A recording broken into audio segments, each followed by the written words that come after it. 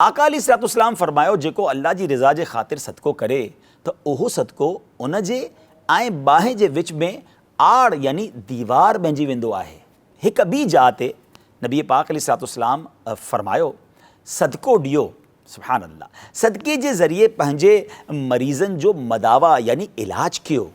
बेशक सदको हादसात ऐं बीमारियुनि जी रोकथाम कंदो आहे ऐं ही तव्हांजे आमाल ऐं नेकियनि में इज़ाफ़े जो बाइस आहे।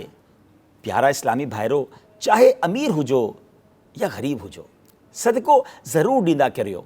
अवां जूं परेशानियूं ख़तमु थींदियूं। अल्लाह जी राह में माल ॾियण सां घटि न थींदो बल्कि वधंदो आहे। पंहिंजा अतियात, फितराना, ज़कात पंहिंजे ग़रीब माइटनि खे ॾियो ऐं बाद में सुन्नतनि जी अज़ीम तहरीक दावत इस्लामी खे बि यादि कयो, जंहिं जो आलमी मदनी मरकज़ बि कराची सिंध में आहे। सिंध जे ॻोठ ॻोठ में क़ुरान जो नूर पहुचाइण में दीन जी मदद करियो।